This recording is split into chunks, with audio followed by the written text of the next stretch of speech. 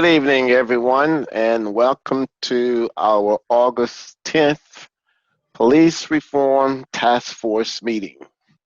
Today we have two great conversations to share and to have in-depth dialogue, which will include the Citizens Review Board and the Office of Municipal Investigation. In addition to our presentations, following the discussion, the task force will take some time to just review our reporting structure and format to confirm how the information will be presented. Before we get started, I see we have our new member just came on, and Reverend Marie Kelly, welcome. Would you like to give us some opening remarks and a greetings to the task force? Reverend Kelly? Reverend Kelly, can you hear us? Yes, I can hear now. Can you hear me? Yes, we can. Okay. Hi, I'm Reverend Kelly, Pastor Kelly from Calvary Baptist Church. Finally. Well, welcome, Reverend Kelly. We're glad to have you joining the task force and look forward to your input and contribution to this important topic. Praise the Lord. Glad to be here with you all. Glad to be here. I'm also with the clergy's concern, Reverend Wingfield and Pastor Grisby and Pastor Coleman, a few others, and I'm the president of Hill District Ministry Alliance, so they got me busy. Very good. But I'm glad. Well, welcome aboard. All right, thank you. Thank you. Co-Chair Roberts, I'd like to make any opening comments and introduce our guest. I don't have any comments. Thank you, Dr. Bullock. I just soon get straight into it. I would introduce Ms. Beth Pettinger, who is the director of the Citizens Police Review Board, and she'll go over history and what they do and just give us a presentation. And then afterwards, we will hear from Aaron Bruni, who is the director of, in fact, Aaron, I don't know exactly your title, manager, director, I'm not sure, but of the Office of Municipal Investigations, which is OMI.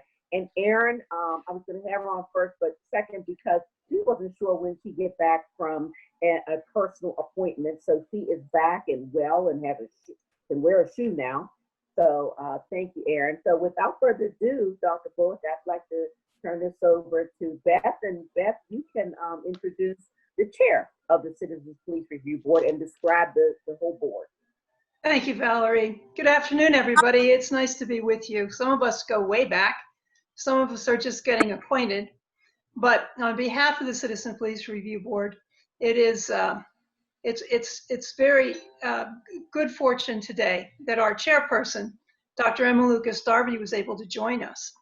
And Dr. Darby, would you like to give some opening remarks to us before I give our history? Okay, I just want to stress that the Citizens Police Review Board has been mandated to represent the citizens of Pittsburgh, and that is exactly what we do with all complaints. And we have some suggestions or recommendations that we will offer you in terms of where the board is today and where we see the board can be in the future. Thank you, Dr. Darby. You know, when I thought about having this visit today, I was cognizant of the leadership in our co-chair with Valerie McDonald Roberts, and when you were on city council, your activism there that led to what ended up being a people's referendum to the Home Rule Charter, because city council couldn't get it done with 5 votes to create a civilian oversight panel. But Valerie was extremely active. I think you either were the prime sponsor or co-sponsor of the 5 major bills in the mid-90s, initially to stave off the Department of Justice investigation. Council tried to fix things that took a long time to get to where they were before the feds could come in and turn everything upside down. Well, needless to say, the feds did come in, turned everything upside down, and around April 16th or April 17th of 97, the first consent decree in the country was entered into between the Department of Justice and the city of Pittsburgh. That was then followed, because council couldn't get it done, with a grassroots campaign to create a referendum question, which ironically we face again this year. But in '97, there was a massive grassroots public effort that resulted in the question being placed on the primary ballot May 20th, 1997. A month after the consent decree was entered into, the review board was created. So it was a very, very tumultuous time. And as you can imagine, police, the city of Pittsburgh police and their Fraternal Order of Police union representation, they were very alienated, you could say, and demoralized, because now everybody's looking over their shoulder. Everybody's in their business. Everybody is demanding things from them. The terms of the consent decree focused on mid-management. They were basically focused on putting into place policies and procedures that would change the practices of the past. The street cops were the ones that were pretty much the scapegoats for everything that happened. We can't forget that people in any employment will go out to the extremes. They will do what they know will be tolerated within the workplace. And that's what we had to get a hold of back in the mid-90s. So the consent decree came in. The city rapidly came into operational compliance, but outstanding remained the issue with the Office of Professional Responsibility, I think is what it was, because they had a huge backlog of complaints that had not been investigated over the years, and that led to an extension of the consent decree until it was finally dissolved in, I believe it was 2003, and the court relinquished jurisdiction over that. In the meantime, simultaneously, we had the development of the CPRB. They were enabled by City Council legislation in August of 1998.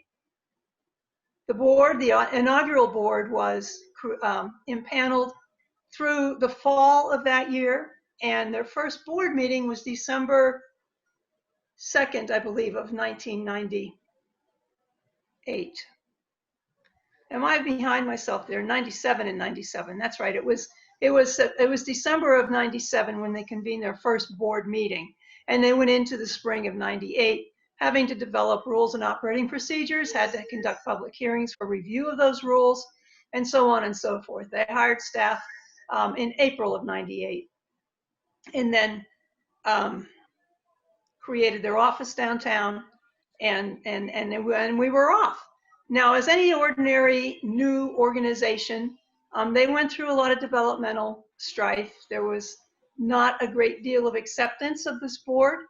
The political will to enable it was a little bit less than vibrant, and it was a struggle for their first 9 months.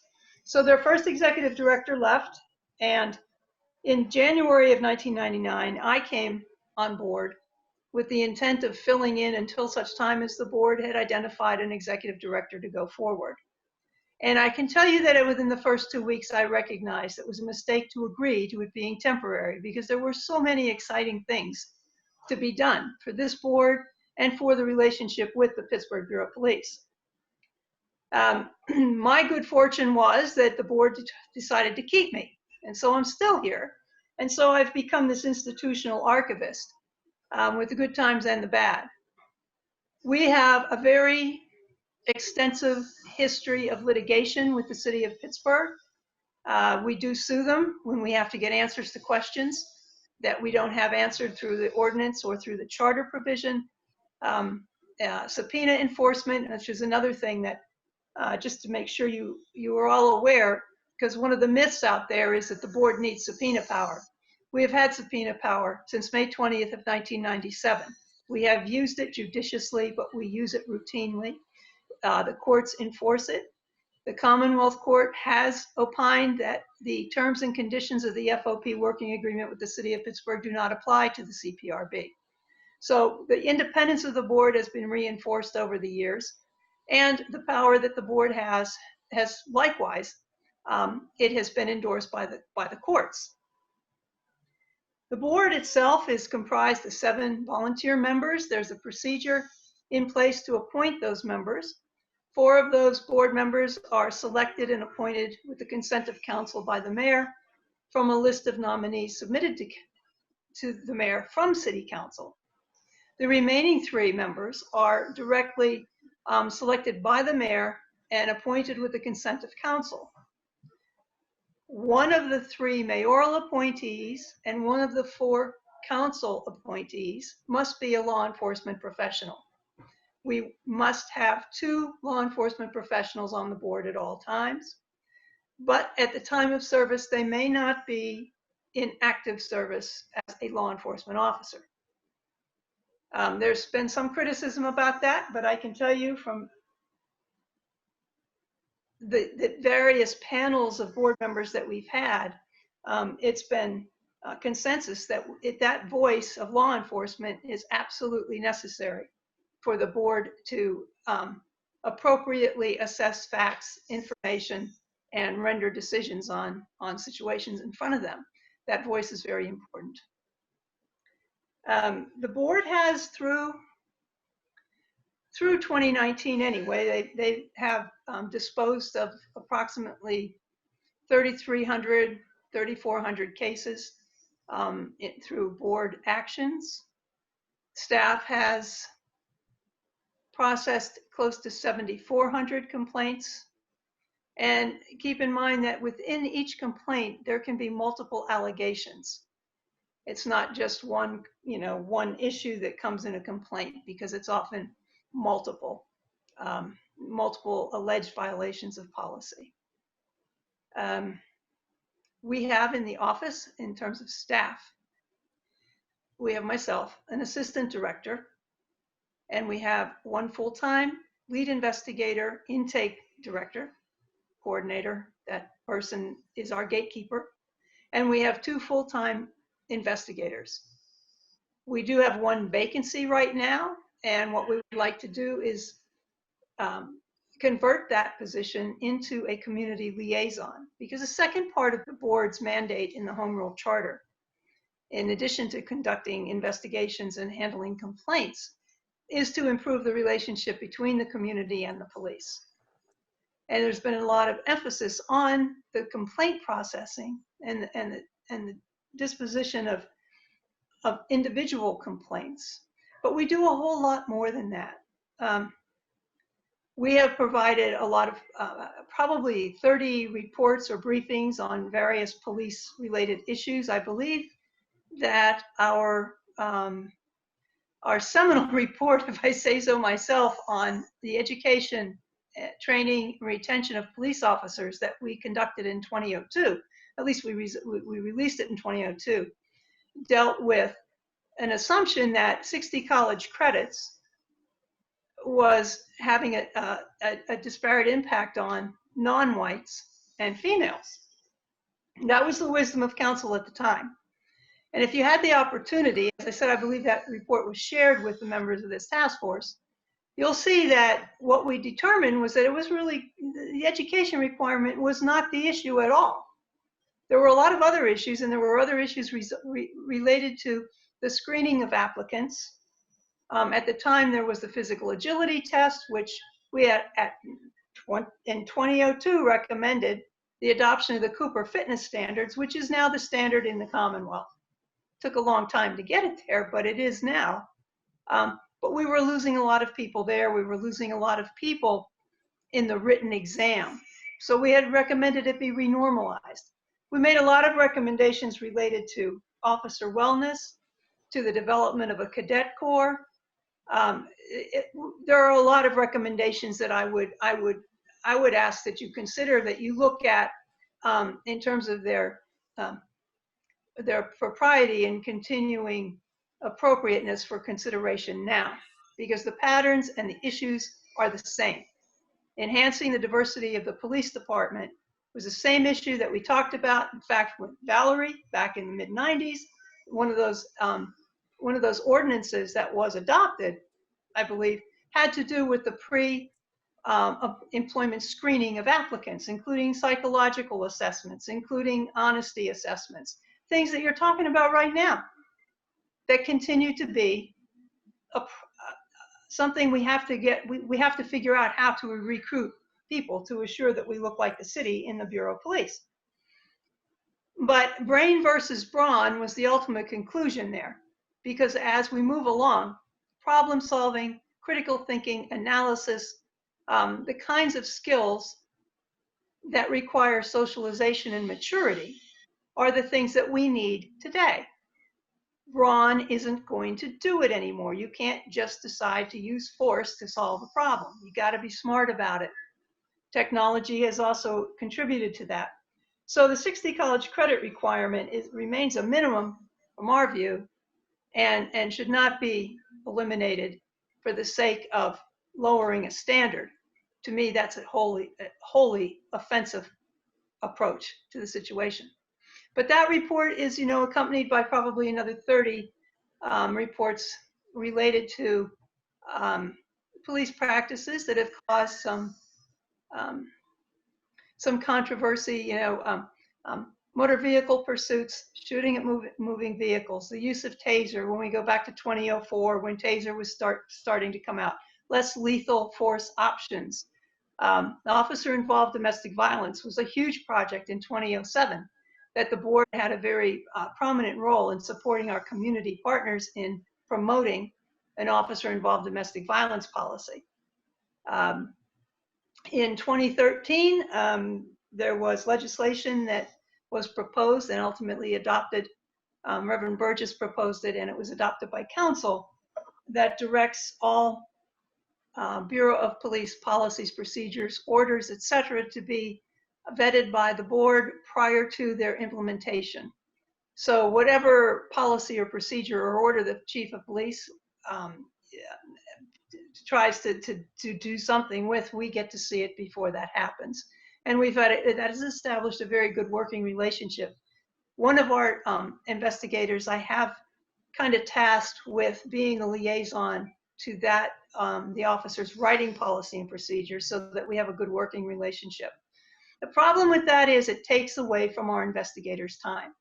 So what we've done this year is we've put in a budget request, and I would ask the task force to support it, that we convert the position I mentioned earlier into a community liaison, and create a position that would be our research and planning analyst, who would enable us to stay on top of best practices, cutting edge police practice recommendations, etc., technology being a large part of that these days, and allow us to have somebody dedicated to that while not taking away from the investigative time.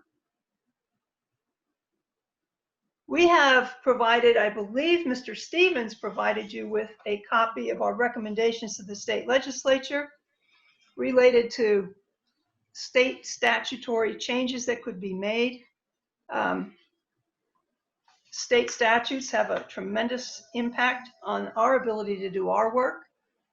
One of the major ones being the Criminal History Record Information Act, that prohibits civilians from having access to investigative reports, which also, with the exception, of course, over at OMI, they do have police officers detailed there, so they can get this material. We cannot. Investigative reports used to be a good starting point to establish what an officer's description of an incident would be. But we don't get those reports anymore, so that's a problem. But that could be amended if the Criminal History Record Information Act, also known as CREA, was amended to allow the lawfully organized civilian oversight entities access to those documents as well. We're not allowed to have them now. Similarly, the access to body cam video, that should be public, period. We understand and respect the need to protect evidence in prosecutions and that sort of thing, but the degree to which the secrecy shrouds the video, it just elevates public suspicion as to what really transpired. And if there's video that shows what happened, why wouldn't we make that public? We also recommended that state statutes under which municipalities are organized. If we really mean what we say and say what we mean, why wouldn't we require any municipality in this Commonwealth to provide within its organizational structure a police accountability plan?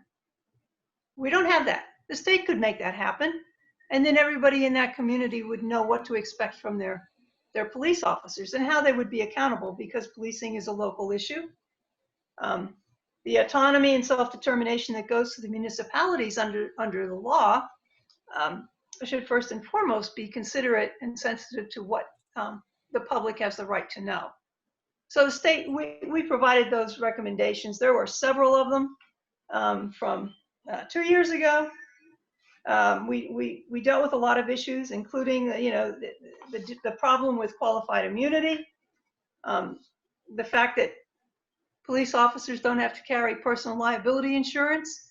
In Pennsylvania, if you have committed a misdemeanor of the second degree or higher, then your certification is going to be suspended, and you probably, if you're convicted, you will not be able to be recertified as a police officer in Pennsylvania.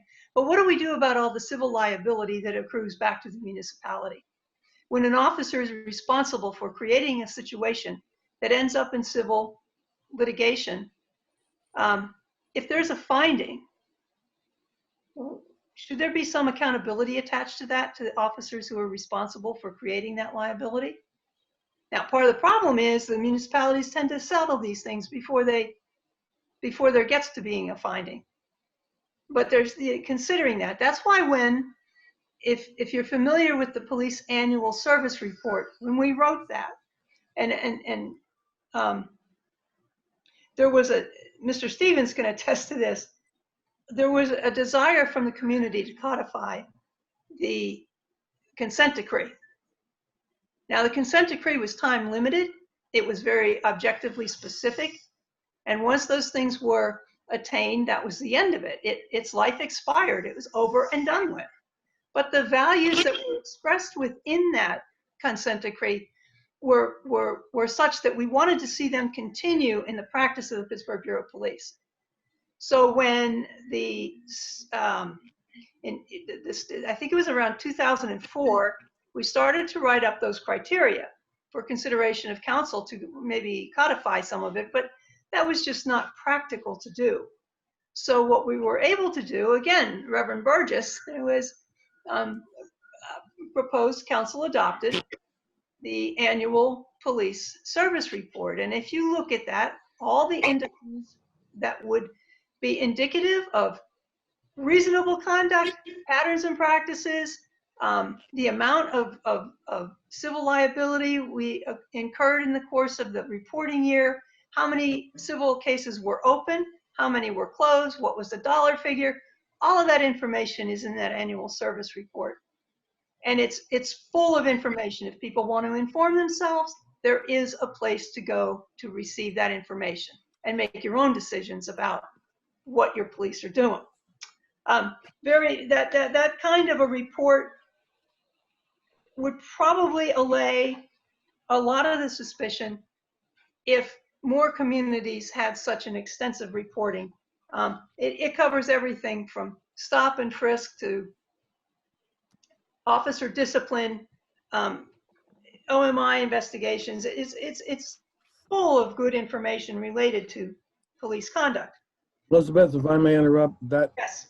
for those on the line who were in Pittsburgh with the incident with Jordan Miles, which was January 12th, 2010. Yep. That was part of what we call from the community, the Jordan Miles police reform package. Yep. And that's where that came from, because the consent decree ended the 13th of September, Friday the 13th in 2002. So one of the things that we wanted out of the Jordan Miles case was to codify the consent decree. So that was a pretty big deal. Yeah, it was. And Mr. Stevens, we've had a good working relationship over the many, many years. And we have a lot of very positive outcomes to report back. contemporary issue right now is the use of technology in law enforcement. And that's an area that, you know, predictive policing, facial recognition software, these tools that are sort of hidden, but can be used by law enforcement, they kind of have a little, there's a little shade with them because nobody's really sure about how they operate, how should they operate. I understand that the participation of the Bureau in a predictive policing experiment has been curtailed, and that's very positive. But just bear with me to think about, if you're going to do an experiment with human subjects, what do you have to do? You have to have a review to determine public consent. Government doesn't operate without the consent of its citizens. Policing should not occur and doesn't occur without the consent of the people. If you're going to run experiments, is it something we should consider building into an entity, even if it was the review board or some other entity, that would be the equivalent of an institutional review board? If you're going to initiate a new police practice, should there be some way of running it through third party to determine if it presents potential injury to civil liberties? Are the risks and benefits attendant to that particular practice, are they acceptable? I mean, actually looking at new police practices through a common, not unusual system of review prior to implementation. Putting it up to the equivalent of, if you're going to do something like predictive policing, it has a potential for a major effect on lots of people. Do they consent to it? Is it something the public should know a little bit more about before you embark upon it? Something worth considering. I know I would like to brief our board more about that, but in terms of having some review of it, even the consideration of a stopgap measure so that nothing can be done without further review and consideration, so that the police can't go and do things that may be very attractive in terms of technology, could be construed as a force multiplier, might be very desirable to make their work more efficient. There have to be some checks and balances on that. And we need to think about it differently.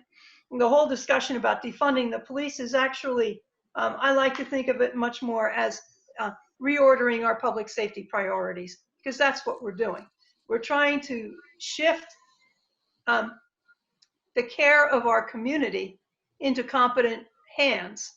Police are not competent, they're not capable of doing all the myriad things that we expect of them. And so we end up with some bad outcomes. And I applaud the effort to look at how do we reorder those priorities to meet the needs of everybody involved while maintaining police accountability, but not overextending our expectation of police capabilities. There are some people out, not related to us or related to the task force or related to other entities that are known for talking about police accountability. There's a retired police officer who has kind of well known in the public circle with ideas. Back in 2011 or thereabouts, we went with him, Chuck Bozzetti is his name. We made a recommendation to the chief of police at the time to develop neighborhood response teams. It was based on a model that came out of Miami-Dade County when Janet Reno was there many years ago. But it was neighborhood response team, and they had a team of health professionals, housing specialists, a police officer, whatever the particular neighborhood that was struggling, whatever support services they might really need. Those teams would go together and they would go through the neighborhood, door to door, and hook people up with the service supports that they required. Unfortunately, that didn't go very far here in Pittsburgh. But now we're talking about having teams. And our chair, Dr. Lucas Darby, has been she's been aspiring to create a police social service, social work support curriculum so that we can start to develop out of our academic institutions the kind of expertise necessary to support the people in the community, which is an indirect, sometimes direct support to the police, the law enforcement. Keeping in mind that policing groups of people is much different than enforcing the law. We need to change that perception as well. The other idea that Mr. Bozzetti has come up with recently is a public witness model of accountability. Beth, before you move to Chuck again, Yeah. what's the status of the writing of that approach? Because it's very relevant to what the task force is looking at. Mr. Bozzetti, he has a model.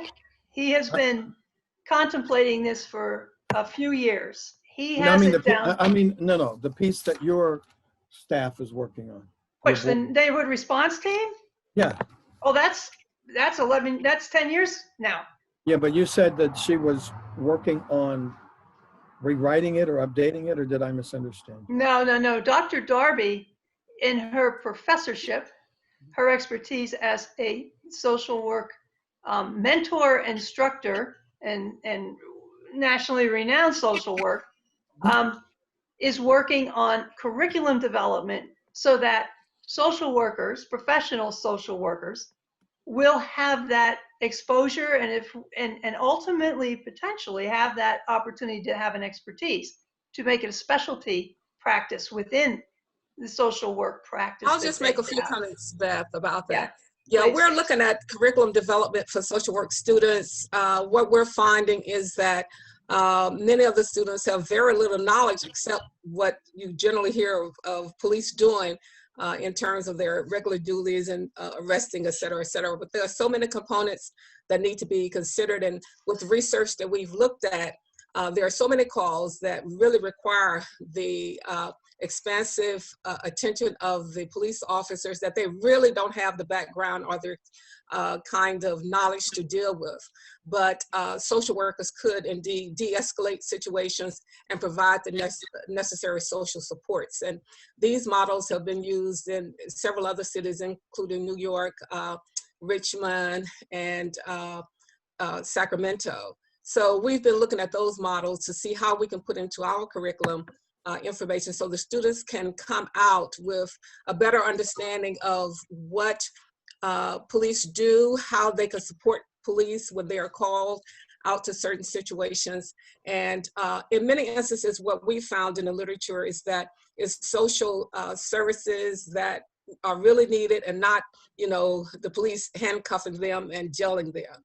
So that's why we're looking at how we can put that into the curriculum at Pitt. And similarly, if you reflect on the crisis intervention training that goes on in the City Academy now for police, which is just an intro.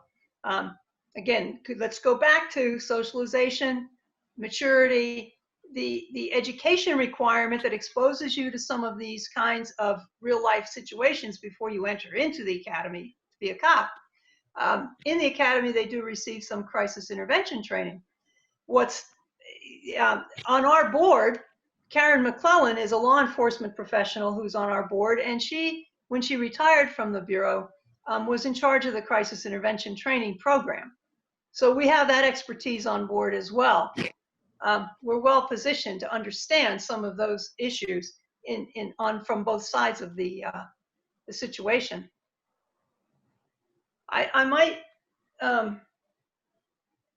We also have this relationship with the community that's not as firm and as constant as we would like it to be. The board's mandate did have that second part about the relationship with the community and the Bureau of Police. We want to work on that. We want to develop that. We need to do more with it. And as I noted, we need the personnel to do that. We have established an excellent working relationship with Mr. Stevens and family over there with BPEP and Citizens Against Violence and that whole group. We've worked on collaborative matters, the You and the Police brochure. the Due Process Act, which is related to the special prosecutor, the Officer Involved Domestic Violence, where we had a broader collaborative group. But our work on a routine basis where we felt we would get the most exposure and opportunity is with Pittsburgh Public Schools. And the Pittsburgh Federation of Teachers has been a tremendous partner for our board. They have supported us through thick and thin. And I can tell you there have been days, weeks, and months where it has not been easy or comfortable for this board. You know, we get a little sick and tired of people saying we don't do anything. It's simply not true. But with the PFT, every fall, like if we were going back to brick and mortar schools now, they would have been sending out our You and the Police brochure. And they made that commitment to Tim and to me. Every year they've done that. They've sent it to every member, every classroom. Now we have it on a video that we hope to distribute, right? Yep.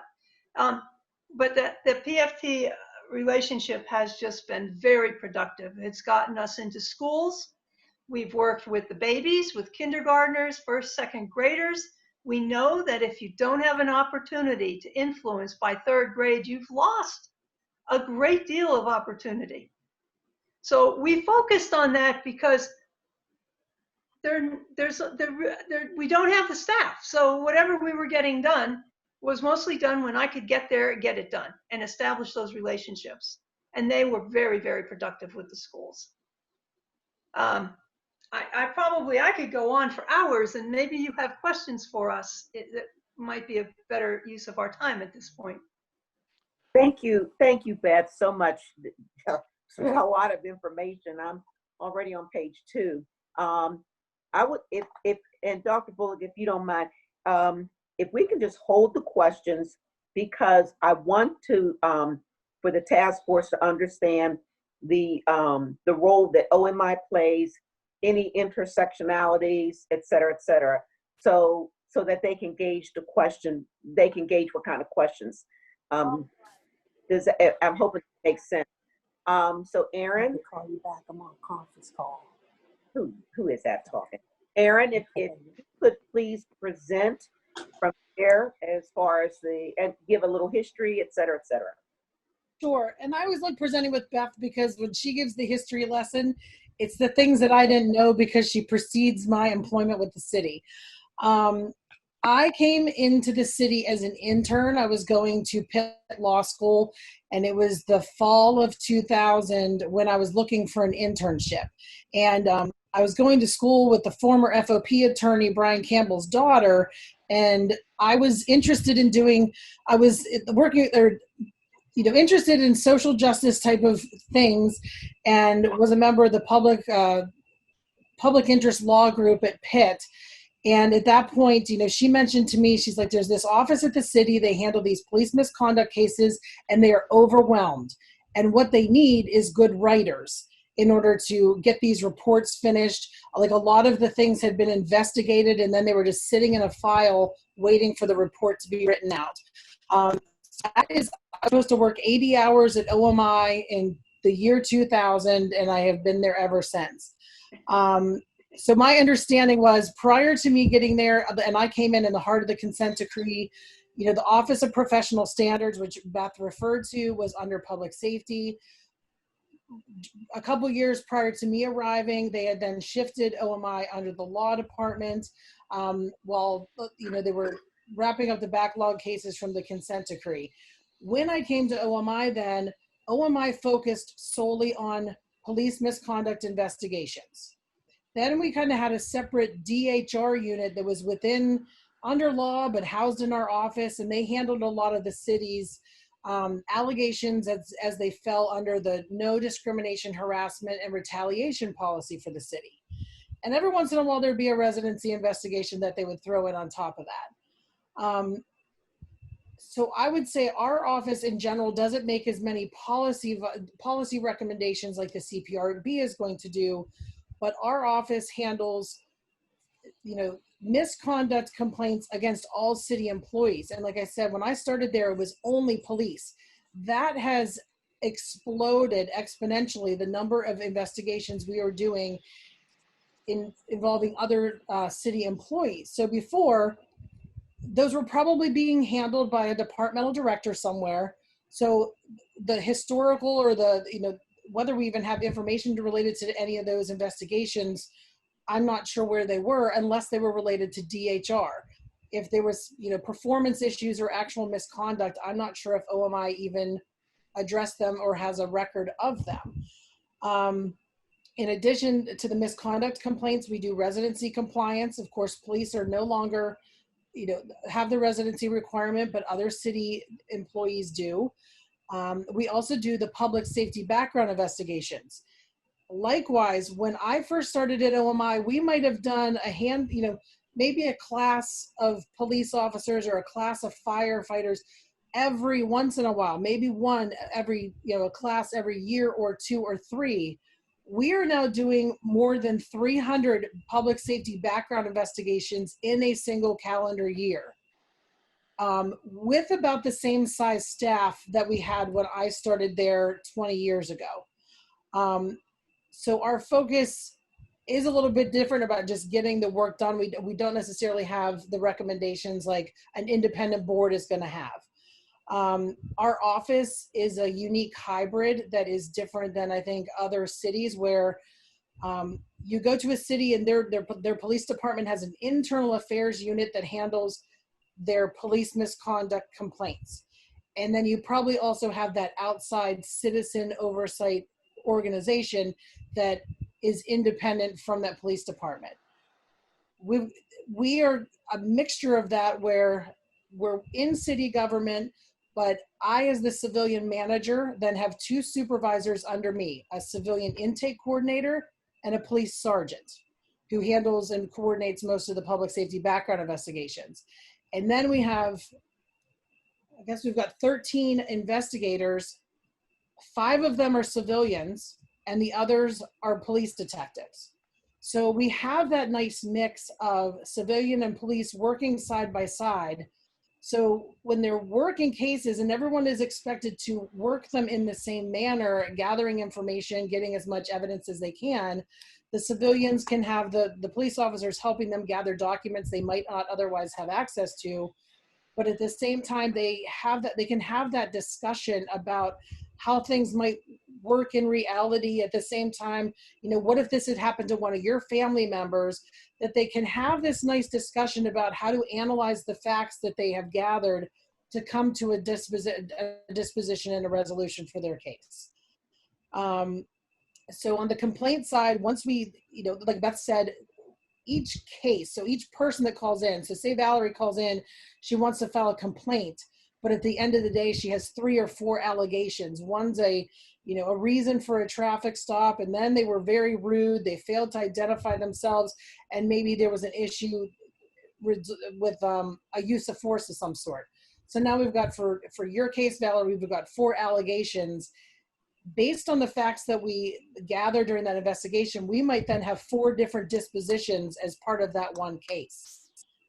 And then something might come on the side, and we refer to it as collateral misconduct, where when we're reviewing that case, it's nothing that you alleged, but we're like, oh, that officer also didn't do this type of report over here. So now we've got a 5th allegation that we have to mention. It's nothing that you knew didn't happen, but during the course of our investigation, we found out it didn't happen. And so those then might become training issues for that officer. Maybe we're evaluating this and it could have been resolved by having the body worn camera on and they didn't turn it on. So it's a training issue for that officer then to know, if you turn your body worn on, then we would have better evidence than trying to say, Valerie is alleging this and the officer's claiming this, and we don't know what happened because no one else was there. So we deal with a wide gamut of allegations during our investigations. When we conclude our investigations and we typed up the final report, those reports are sent up through the chain of command where they are reviewed ultimately by the chief of police, who agrees with us or disagrees with us. But sometimes we've had, along the way as it goes up, we might have used a certain policy heading, which later on someone comes back to us and says, oh, well, I wouldn't have analyzed it under conduct unbecoming. It's more specific to this. related to this kind of thing. So we've had, you know, some discussions about the proper coding of an allegation.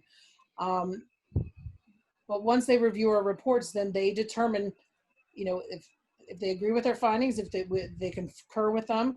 If it's something that's sustained, which means that the officer was found to have violated policy, then they determine what the discipline is. We make no recommendations in regards to discipline. So there have been a few times we might have made recommendations. Those would be very specific to, we have a set of facts in front of us that a policy wasn't developed for it, or there is a policy that really just isn't as specific as the circumstances we find ourselves.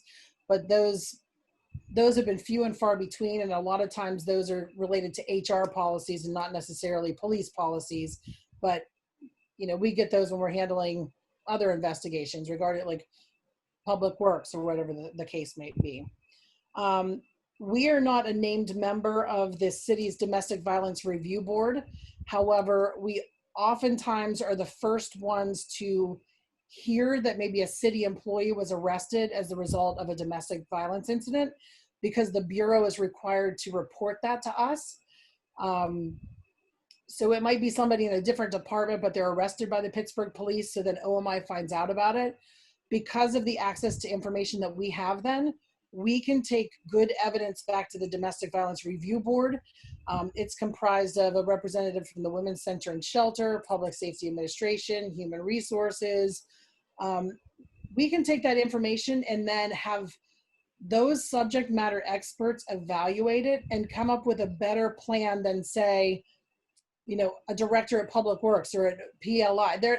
They don't know all the resources that might be available to a city employee's family, but we've been leaving it up to them to decide discipline or recommendations related to domestic violence. So I think we're taking a more holistic approach that then we can come up with a better solution than, here's an OMI finding, what are you going to do with it?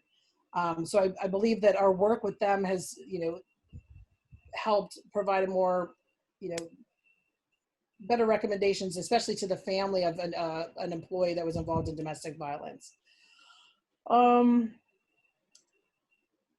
I know at one point, I guess it was Emma had mentioned about officers are sometimes faced with circumstances where a social worker might best handle that situation.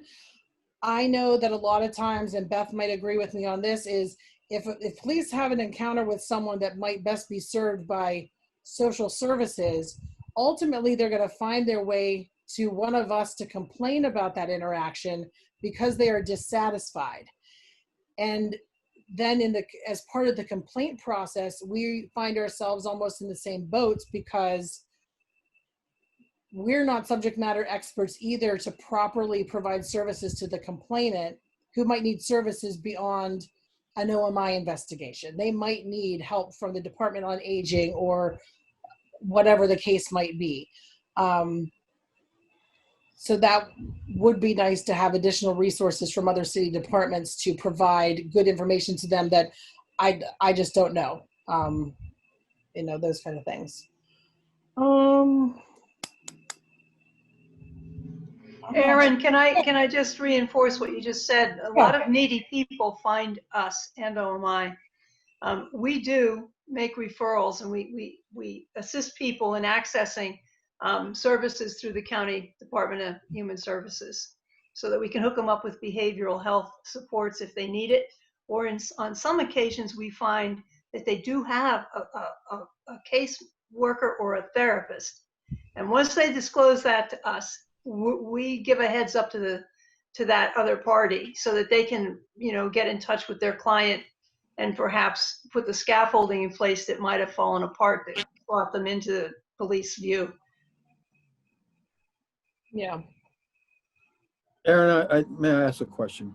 Sure. You went on there for a good while. So what's missing that the community would want to see from your perspective that would make the system a lot more effective, a lot more responsive to the wishes of the community in terms of being a more effective department to deal with the complaints, issues, concerns, fears, whatever? Do you have any specific thoughts to that as a recommendation, or 3 or 4 recommendations?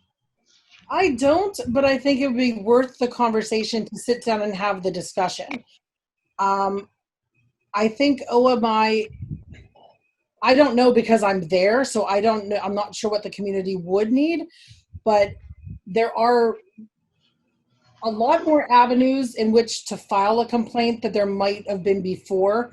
You know, now if things are picked up or someone's tagged on Twitter, especially someone in the mayor's office, complaints are finding their way to us. We have tried to be more proactive. We worked with the city's Department of Special Events. So when there have been community events, if investigators are available, we have tried to go out into various communities around the city to, you know, provide printed materials to those individuals, answer any questions. If they want to file a complaint there, we're willing to do so. We had just started that effort pretty much the calendar year of 2019. I think we attended maybe 5 or 6 community events. But of course, now this year we're stifled because a lot of those events have now been stifled also due to COVID.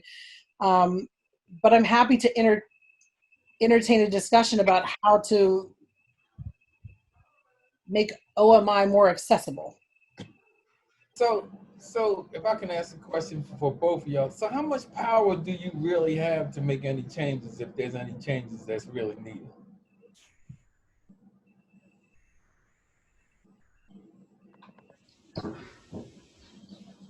What type of change? I mean, if there's a complaint with an officer, or anybody, and you deem that it's necessary to make some kind of whether it's a suspension for the officer to get disciplined, what power do you have to make that happen if it's needed? So OMI's role is not to make recommendations in regards to discipline. We are the fact finders only. So it takes us out of having a stake in what the discipline might be. So all we do is the resulting, you know, this allegation might be sustained, this allegation might be unfounded. Now, if we're sustaining something, there would be something mentioned in our report, possibly, if it existed, for, you know, prior complaints of a similar nature, that when the Bureau is then looking at discipline, in addition to a personnel file, can say, all right, well, they've already had complaints like this before, maybe it is time to elevate the level of discipline. But it's all going to be very case specific, and the disciplinary issues, the Bureau decides that. And in case of the board, when we have a hearing, we do make recommendations and submit them to, and the mayor and the chief has 30 days to respond to whatever the recommendations are. But we do consider what the complaint has been, what we feel is the best way to remedy it, and what action should be taken, and we put that in writing as one of our recommendations. So I do have another question too. Thank you.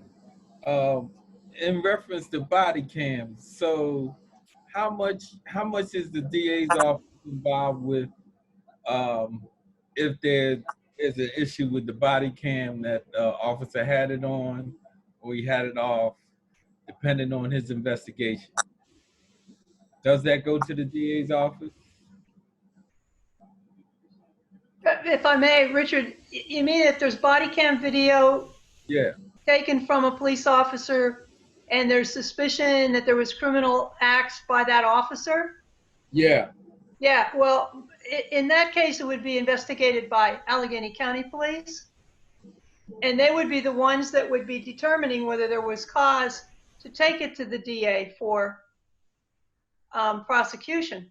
But under Act 22 that dealt with the body cam access, the release of body cam comes down to an agreement between the chief of police attorney. There has to be some agreement there in terms of how that's handled. But if it's a criminal investigation, it's evidence, it can't be withheld. Okay, this is Val. Dr. Bullock, again, if we're going to a part where it's a lot of open dialogue, question and answer, may I defer to you to continue the remainder of the meeting in terms of looking at people raise their hand? Yes. The next person will be Dr. Harris. David? Thank you both for great presentations here. I do have a number of questions, some for both of you and some for just one of you. I mean, I think I want to say first that it's important to understand that the complaints filed, especially complaints filed with OMI, are not a reflection of a rate of wrongdoing or a rate of misconduct. That complaints are only filed when people believe that the system works. And it's important, I think, to keep that in mind if people don't have confidence in one or another aspect of a complaint system, they won't file complaints. So that's, I think, a baseline concern that we have to keep in mind. I'm going to try to ask you all the questions that I keep hearing as we do our work here and as we've done our work here over the last couple of months. First one might be for Aaron, I guess. Why is there such a low sustained rate among all of the complaints that are filed? Second question, I think, might be for both Beth and Aaron. Why are there overlapping agencies? Now, I know the history of this, and Beth's recitation of it was a very good one today. And I think, one answer would be something like, people just simply did not trust the internal system and they democratically created the CPRB. But I would be glad to hear your thoughts about that. Third question we keep hearing is related to one of Richard's questions, which is, would you be better off as an agency? Should we push for or desire you to have the power to impose discipline? I think there are very much two sides to that question, but I think people are wondering that. And I'll end with this one. I've been reading the annual reports of the police department for one of the committees I'm working on here on eliminating racial disparities. And there's one page in this report, please excuse my scribbling on it, about disciplinary actions.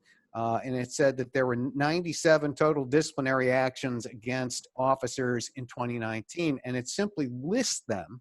It gives no narrative information, doesn't say out of how many. There's really nothing that a member of the public could tell from this as far as what's going on within the police department. And a major complaint and a major mystery to members of the public we talk to is that they don't think that there's a real functioning disciplinary process in the police department and in OMI. And they want to know that it's there. Do you favor, either of you, more information going out to the public as a way to sustain accountability and for greater transparency? I know that's a lot. I hope we can get some answers to those 4 questions. Thank you very much. Have at it, Aaron. Trying to even keep up with him asking the question. As far as the first one, why are there such low sustained rates? I can only speak to we have to have facts available to us in order to sustain those allegations. That being said, it's not one or the other. There are a lot of times that we don't know what happened either. So we do have 4 different dispositions. If they're low, it means the facts weren't there to sustain the policy violation. Yeah, and I would concur with what Aaron just described. Here's an example. In 2019, our board disposed of, and that just means they looked at it, they looked at what we had and determined that these cases were not going to go any further. 596 allegations.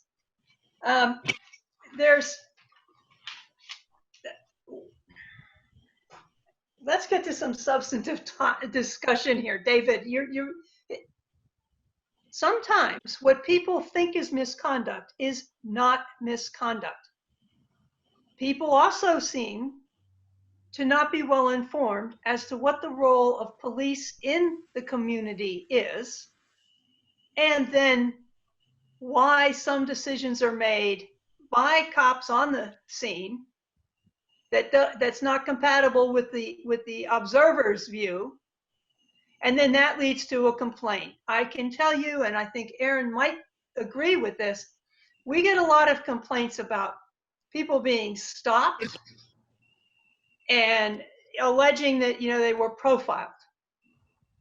Your facts end up showing you that there was a legitimate mechanical problem with the vehicle that caused it wasn't pretextual. There was a legitimate reason for the stop. Upon stop, it's discovered that the driver did not have an operator's license that was valid for the last 10, 15 years, that the car wasn't registered, and there was no insurance. People are furious because we can't help them with that.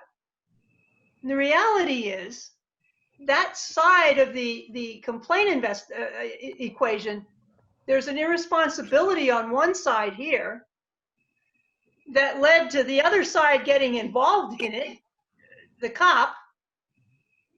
The outcome is not, the person doesn't like the outcome of it. But there was no misconduct. Or we have a complaint, we may get a complaint about someone being told to get out of the way. You know, there's this thing that cops refer to as command and control language. Most of us would say it's coarse and it's harsh. And yeah, sometimes it is. But Aaron, you may recall this one too. There was a shooting in a garage on the north side. And there was a passerby on a bicycle who stopped across from the entrance to the garage. The cop was forcefully told her, you know, get out of here, go down the road, do something. He was yelling at her to get out of there. There had been a shooting and the shooter was not in custody at that point. She complained because the officer was unbecoming, he was rude, he was this and he was that. In that situation, she was, you know, legitimately, she got scolded, but the facts warranted that she get out of that area because it wasn't safe for her to be there. We find in the last 2 years, the complaints seem to be inching up again, but at, they say 226 complaints, I believe it was last year. No, 246, 226 the year before. And those are still low when you look back to where we came from with 600, 400, 300, 400, 300, that we saw much higher. So what we're seeing is that there are also fewer complaints. Maybe that's what you're suggesting, David, legitimacy question. But because you say it so, doesn't make it so. Facts matter.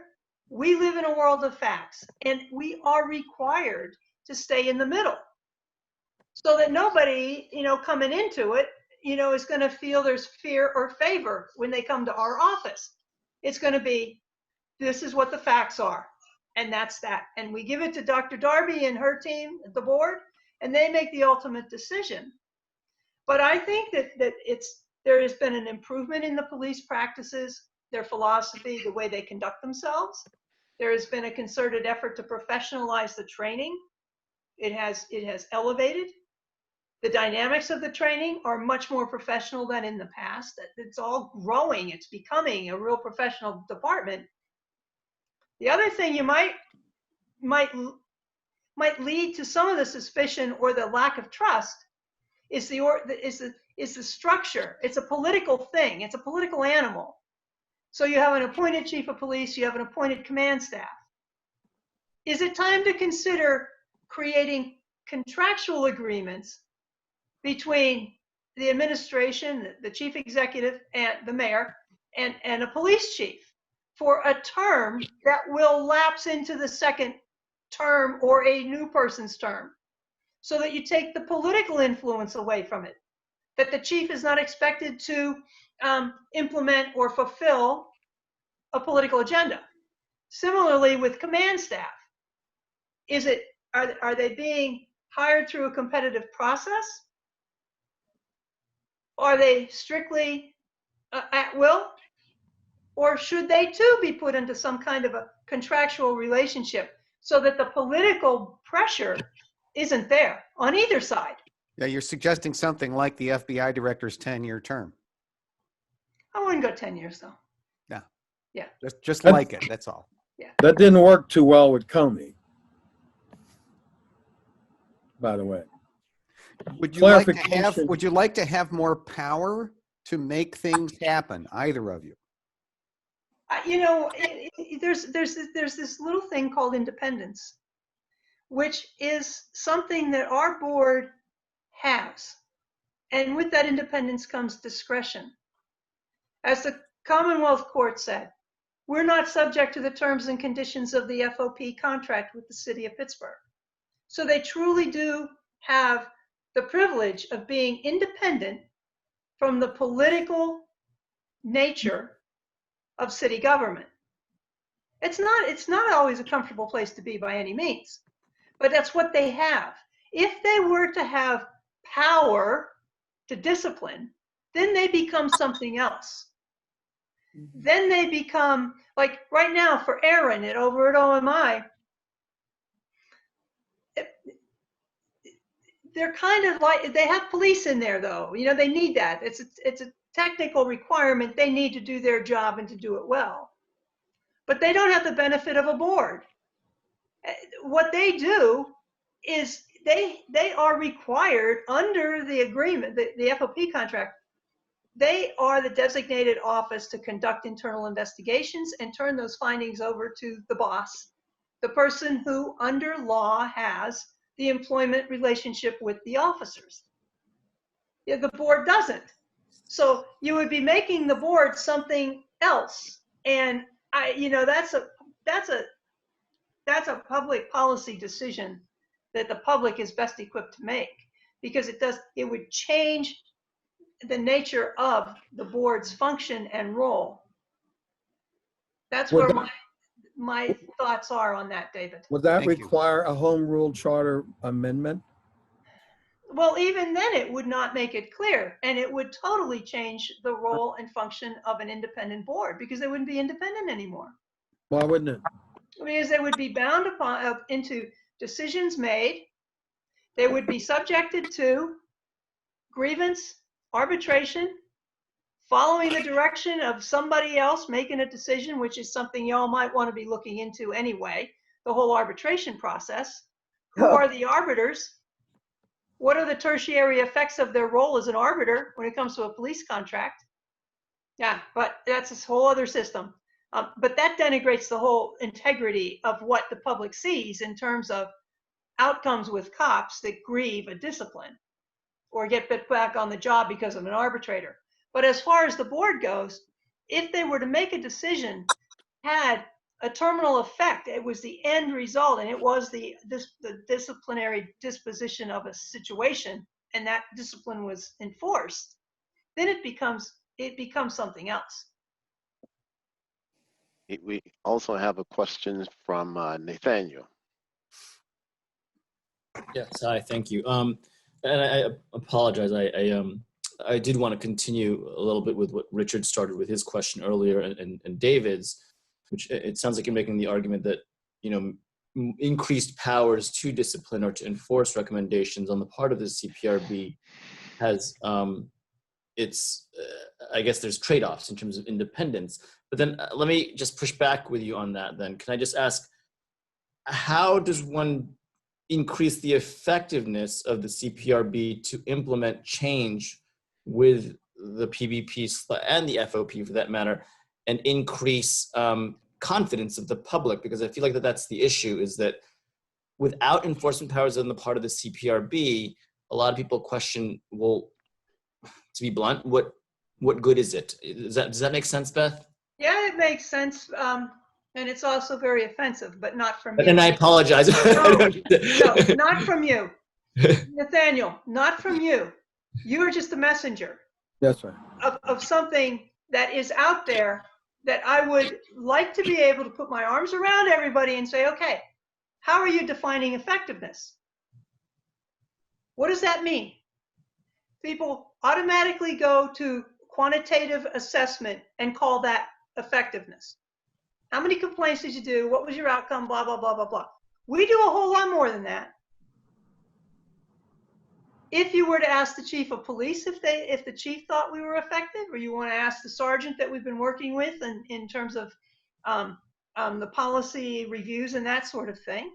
But I don't know what the public means by effectiveness. Effectiveness, that comes at the ballot box. Your effectiveness is what you have entrusted to your elected officials. And if something's not effective, well, how are you measuring that? You take an independent board that has a 23-year history of doing this work, where we have had our detractors every single day, people that say we're not effective. You can be a community activist and say that, or you can be a cop and say that.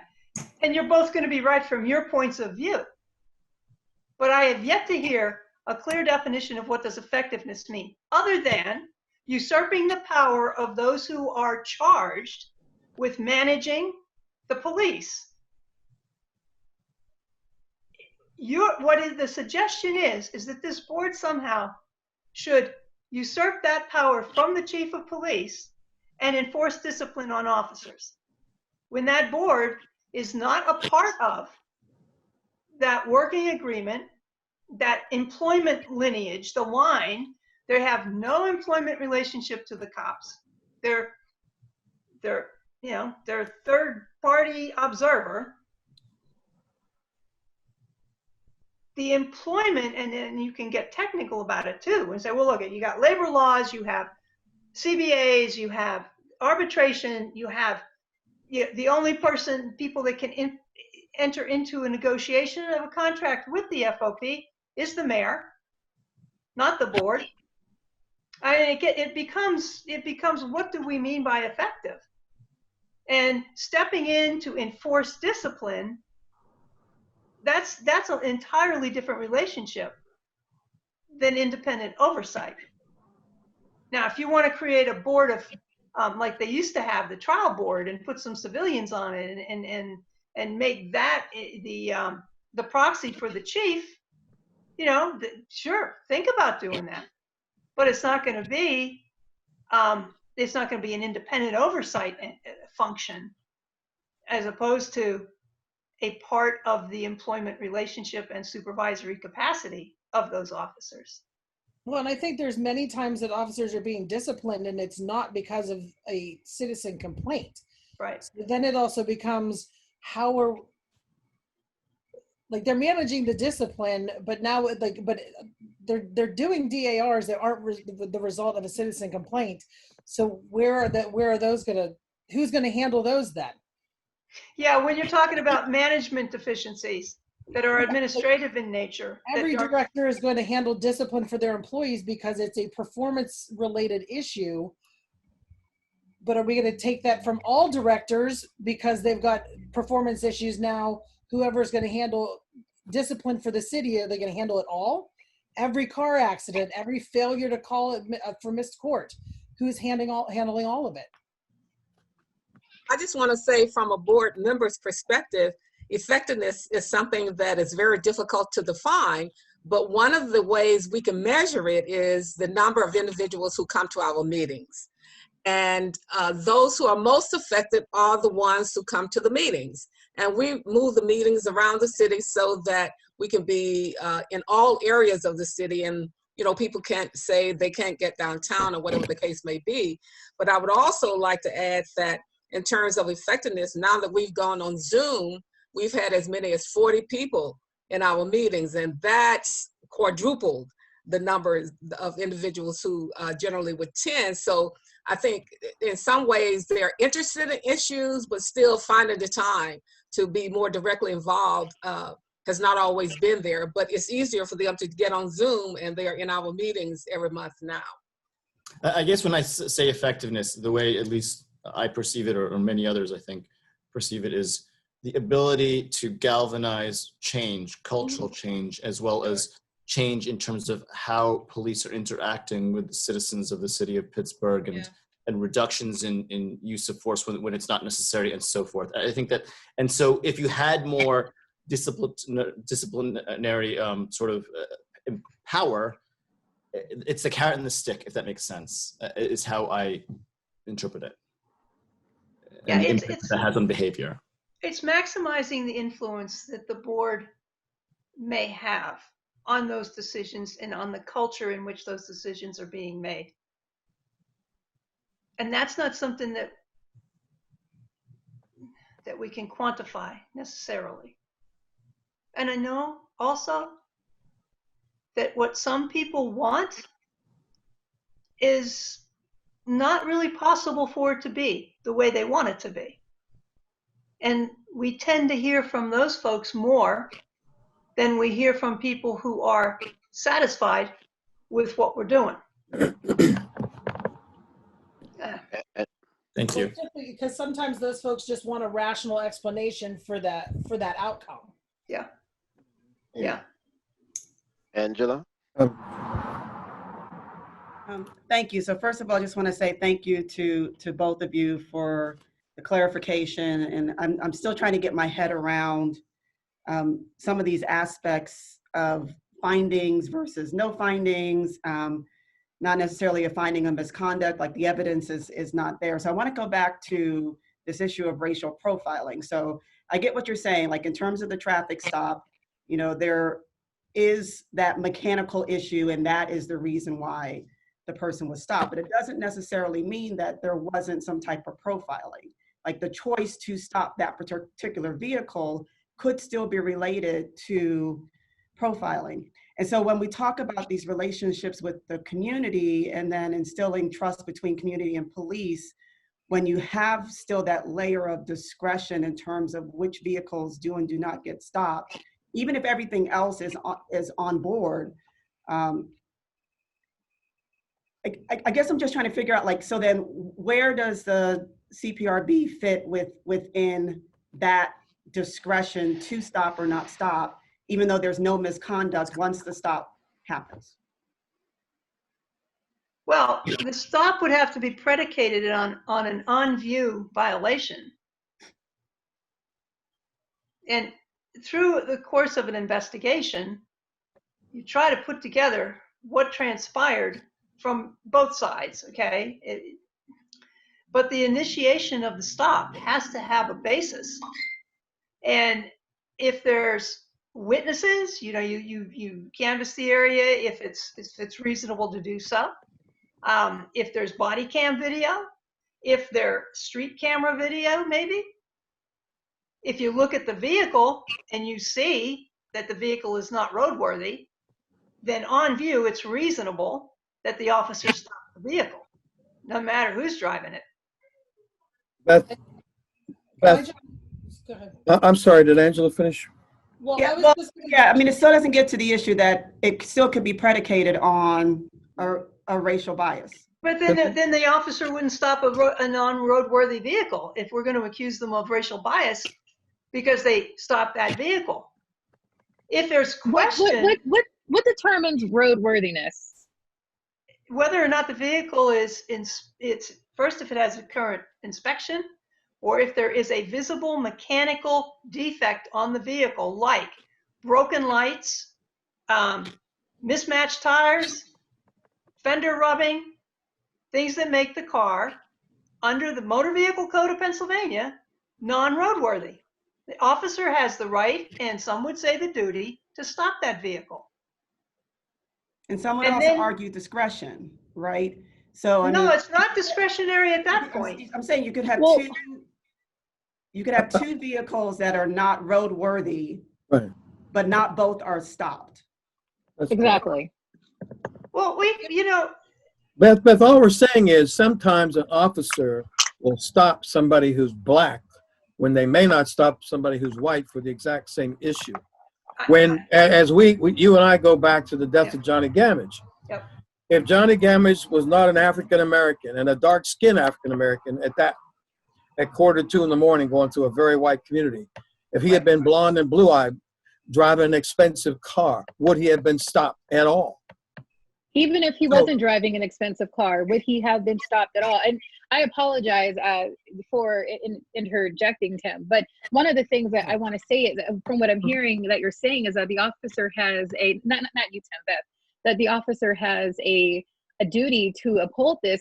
I don't disagree that there are laws that need to be followed, but if we look at who is financially better off in this city in particular, you are going to have more Black people driving cars that can be considered not roadworthy for some reason. And then additionally, if you did have a white male who was driving a car that was deemed not roadworthy, they're still not going to have the same outcome regardless. I mean, we see that's in the data.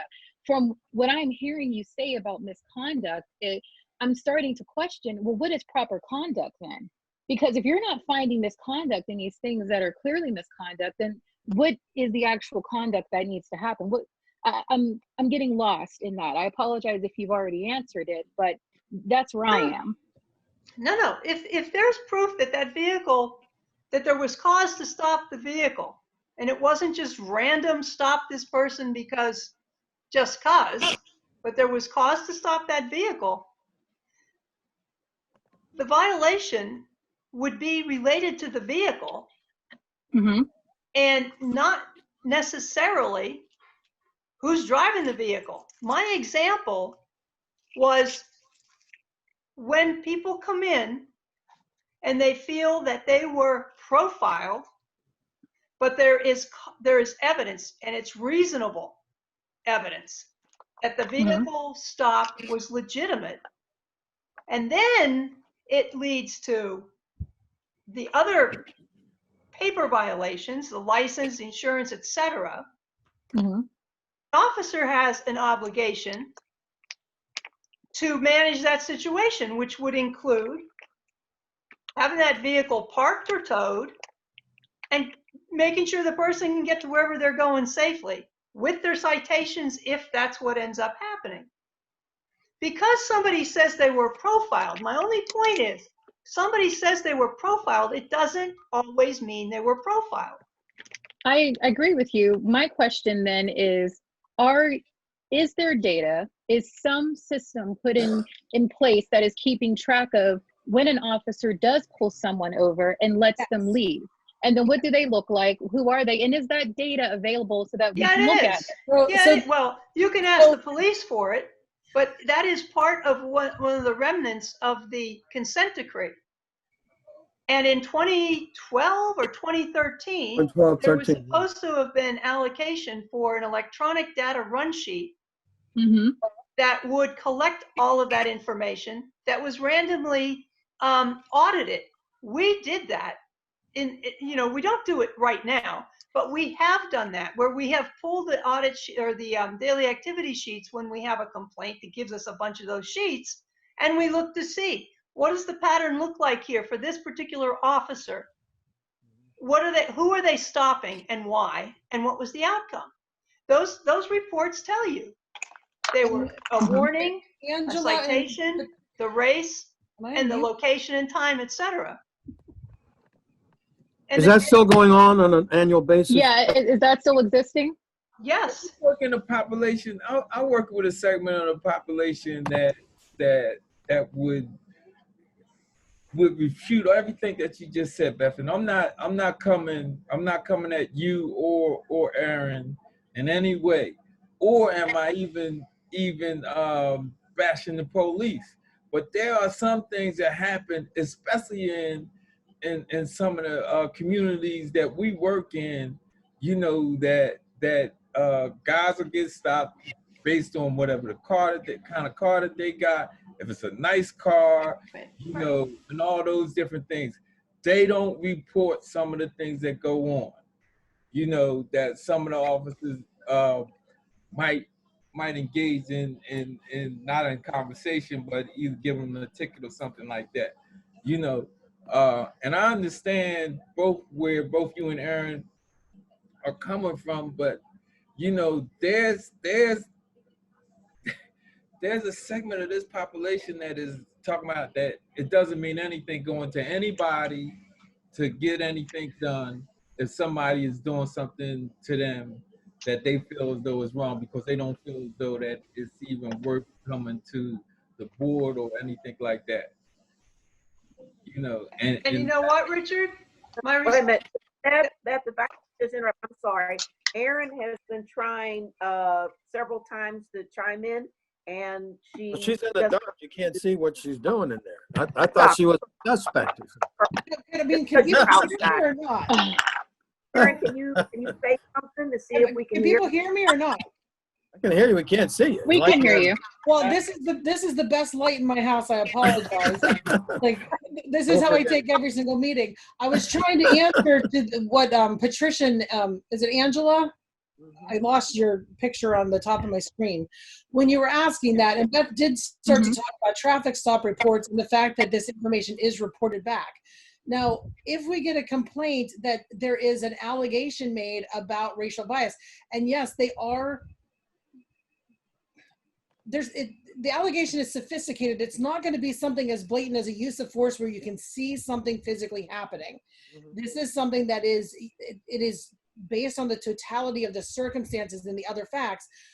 We can check the officer's stats as it relates to traffic stops, particularly in the area that they patrol, to see if it is out of bounds compared to other similarly situated officers, as well as, you know, our databases do collect information on officers' histories, so that specific to something like to a racial bias complaint, we're going to refer as part of the credibility assessment to go back and check that officer's prior complaint history to see if there's something similar in nature.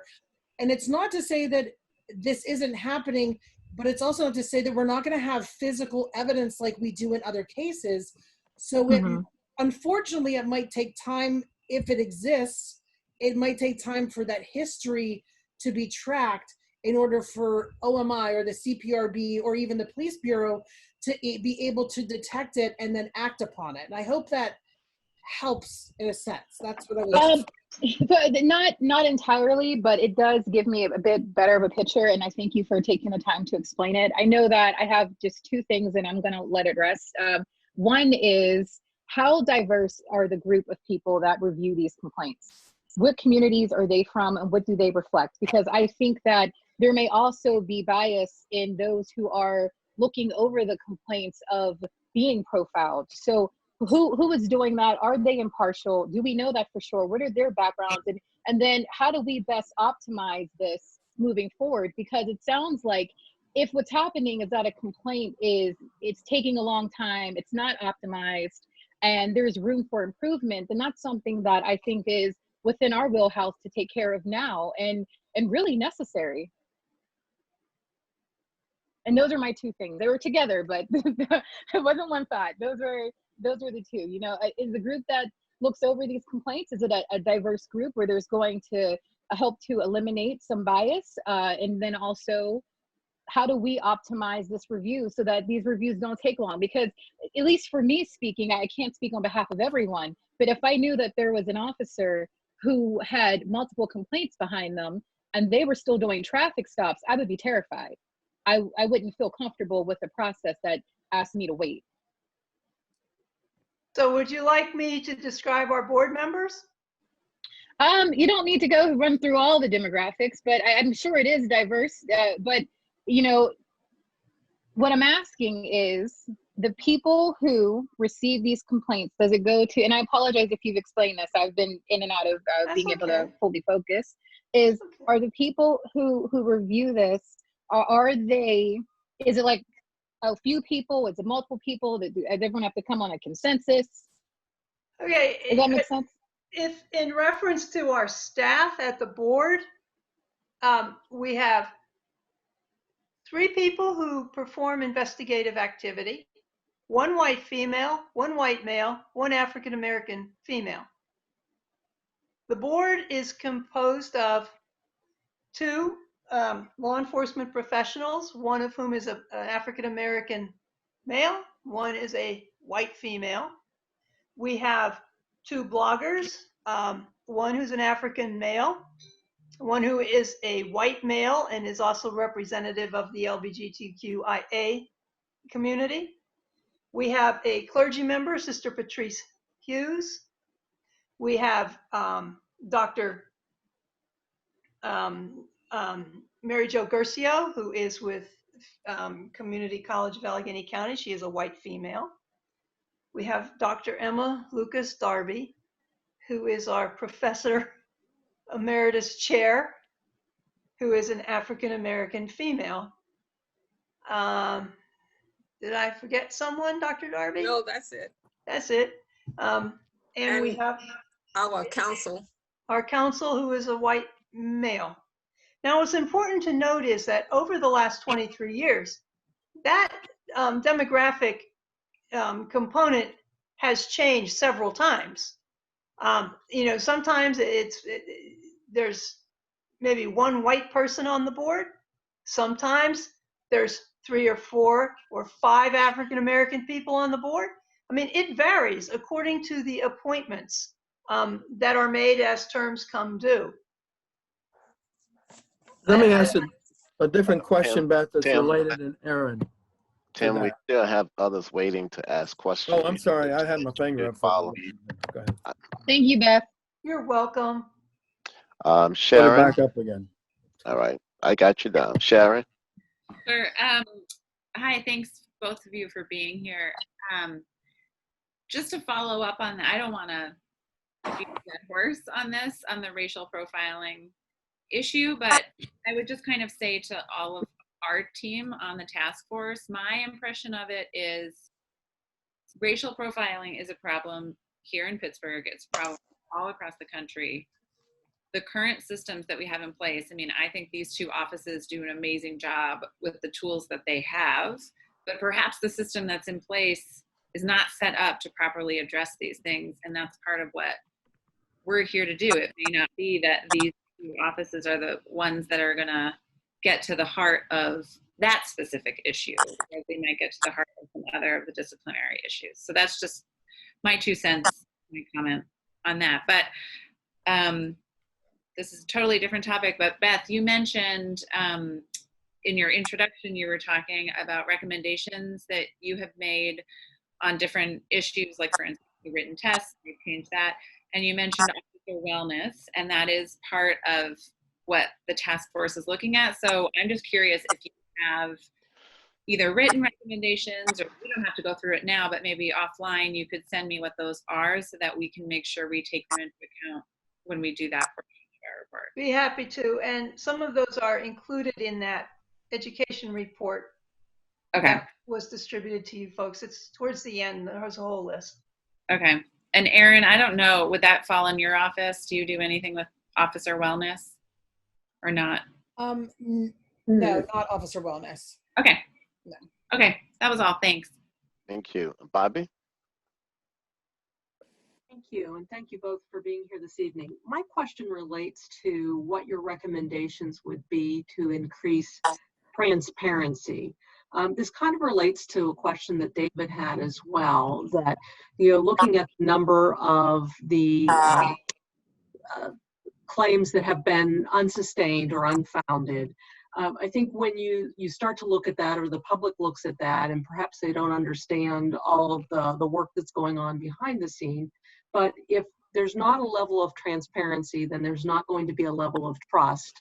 And, I'm kind of referring to the article that appeared in Public Source as well, that was illustrating the number of claims versus the number of claims that were sustained. And so what is that you might recommend, that we could recommend, that would increase transparency around the work that you're doing in order to help build trust in the community? Aaron? And we discussed this at the earlier meeting at noon. Transparency, as far as it comes out of OMI, particularly for the specific complainants, they are notified about the outcome of their own case. So it's not like the complaint comes into OMI and then they don't get an explanation.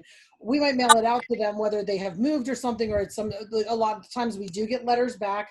We no longer send them certified mail because we know that sometimes that was a deterrent to being picked up.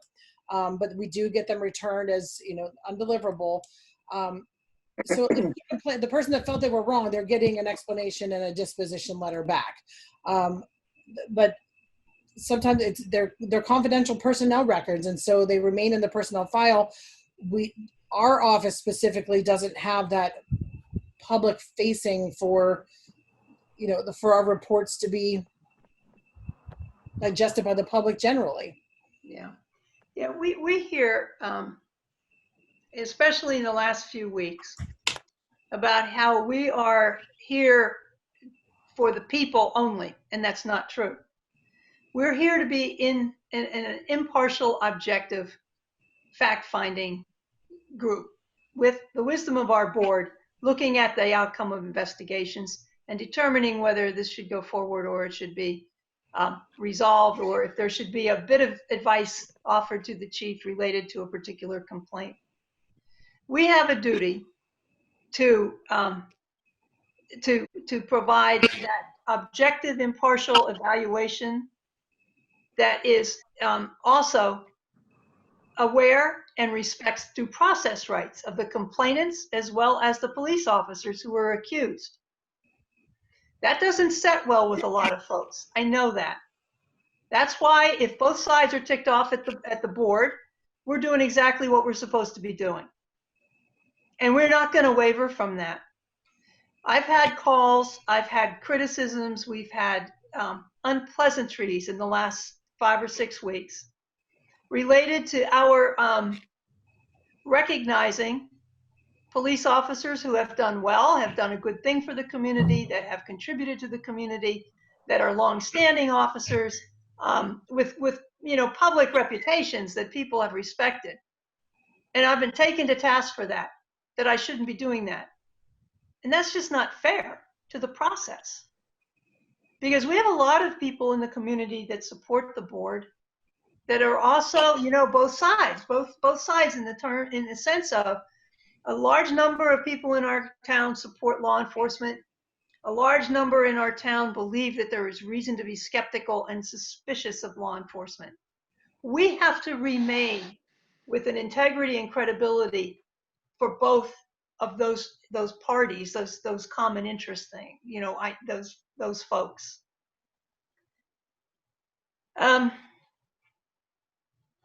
So anyway, our records are investigative records. They are not public records. They are sealed under the Pennsylvania right to know. We do tell our complainants the outcomes. If officers want to know, we tell them as well, so that those parties that are involved in that particular dispute are aware of the outcome. We publish numbers. We're very vague in that. Our monthly board meetings include an agenda that gives a blurb as to what the essence of the complaint is that the board is reviewing. We have our case summaries that are redacted from any personally identifiable or demographically identifiable information, unless that information is material to the facts of that case or complaint. So, I mean, back to the profiling thing, we would not include the race or the gender. Well, gender is probably more commonly included, but the racial demographics involved in a complaint, unless it was an allegation of profiling, where the materiality of the race of the officer accused and the complainant are material to assessing the facts, so that we protect our board also. They also recuse if there is an issue related to someone they may know. They can recuse from dealing with that particular complaint. But again, even those complaints to the board are masked so that nobody's exposed or information is betraying a party that's guaranteed confidentiality because it's investigative in nature. If there's a public hearing, those are videotaped. There is a court reporter that takes a court record of the hearing. All those things are posted on our website, which is cprbpgh.org. Anything and everything that is public in our house, we put out there. We have actually, I'm going to just say it, we backed off of our Facebook postings because we were getting slammed by community activists because we were showing both sides of the story, which has been our history. We always try to balance it out. So we stopped. But guess what? We got suspended from Twitter, and we don't know why. You have to do something pretty bad to get suspended from Twitter. And we've been suspended since April, and we have absolutely no idea why. But our website has been hacked a few times. and the outcome has been disastrous, and it takes a long time to rebuild it. So whatever we do have, and Bobby, I'm not, we put out what we can without violating the laws of confidentiality and the city code requirements that were put upon us in our legislation. Yeah, I understand that, you certainly have the requirements and the confidentiality. I guess I was looking for, if you had recommendations about how, and perhaps this is your recommendation around having a community liaison in your office to be able to better explain and convey what limitations you have in your work and, what you can share. But looking at how do we increase the transparency and trust to the extent that transparency can be extended, but certainly trust as well. Yeah. Thank you. Thank you. Tim? Yeah, I got about 4 or 5 things I'm going to go through very quickly. How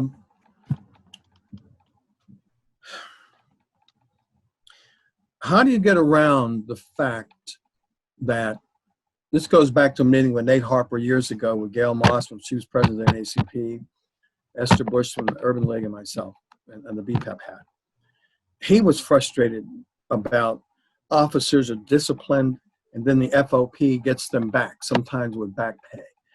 Do either of you have, from being in the system, looking from the perspective you look, to get around this issue? Because this issue brings a lot of upset on the part of the public and an absence of trust in the system, even when an officer probably did some pretty bad things, but the FOP seems so strong that they bring them back. That's one of my questions. Do you have any comment on that at all, or a recommendation of how to get around it? Tim, it's not the FOP that puts them back on the job. It's the arbitration system that puts them back on the job. All right, the arbitration system. And I think that if you had the opportunity, the interest, and the capacity to do it as part of this mission that you are all on, look into the arbitration system. Yes. Look at who the arbiters are. What do they do for a living? Who are their alliances with? Who are their clients? Our arbiters, they oftentimes, because it's generally a tripartite panel that handles the grievances, and the city picks one, the FOP picks one, and then they both agree on the third neutral arbiter. They're the ones that make the decisions that put people back on the jobs. If the rules are clear and the rules are followed, then the arbiters really shouldn't have very much work to do. When we look at some of the egregious cases that have happened in the city, and officers have been, put back on the job, right? Try it with the privilege that you have as this task force. Try to get the records from the arbitrations from the last, say, 5 years. See if the city showed up every time. See what the evidence was or wasn't that was presented at an arbitration hearing, because remember, at those hearings, the only thing that exists is what's put on the table at that time. It's closed, right? I mean, it's closed in terms of facts. You don't get to, to go fishing about anything. So if you don't put the facts into that arbitration hearing, your outcome is going to be different. So if it's in somebody's interest to forget about maybe the 20 times the officer did it before, and that doesn't go in there, then there's not going to be a pattern of misconduct recognized. So what's the arbiter see? So that is a whole system. That's like the third part to this whole situation we're dealing with. Police accountability. Well, that sounds like a recommendation of potential action. In terms of how the CPRB is viewed, I'm wondering, Beth, if you and your staff, and you have the board chair here, could look at how the CPRB has been marketed over the years, because there probably is an assumption on the part of many people in the public that the CPRB, by its nature, is supposed to be for the people, quote unquote, versus objectively trying to find what happened and what didn't, who's right and who's wrong. So I'm just, you don't have to respond to that, but I'm just saying that might be something for you and the board chair and the board to look at and your staff. Is there a way to remarket so that people know that you're not to go in with an automatic preference toward the community side or the police side? Third question is the body cam. And this is one of our recommendations. I forgot, I'm on 3 subcommittees, I can't remember which one, but maybe the use of force. At this moment, is there a discipline for a police officer who turns off their body camera? Because that came out of the Jordan Miles case legislation also, along with videos in the cars. So is there a discipline for any officer who turns off his or her body cam in the middle of an interaction? Tim, the body camera policy in Pittsburgh says that any violation of that policy is subject to discipline. The question is not whether it's subject to discipline, it's whether they'll actually do it.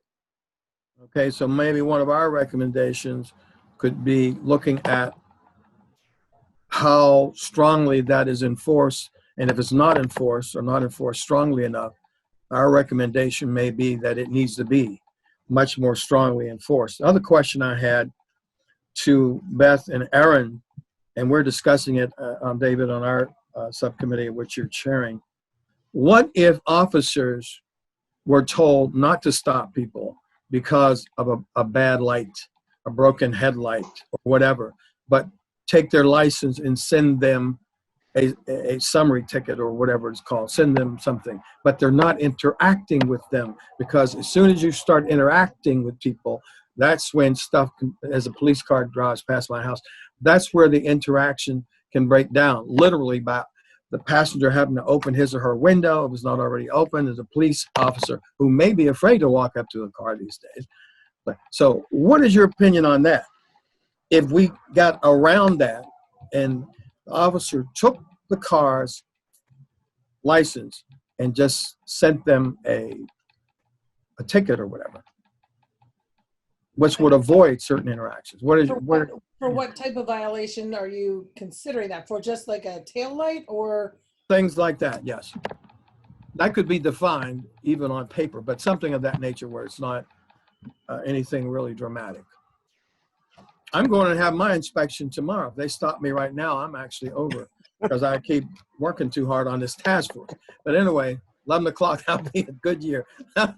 So if I get stopped before then, Beth, come and get me. Well, I'll be there. What's your opinion on that, though? And is there a way to, in your opinion, create options that limit the interaction between people in uniforms, blue uniforms, and the public?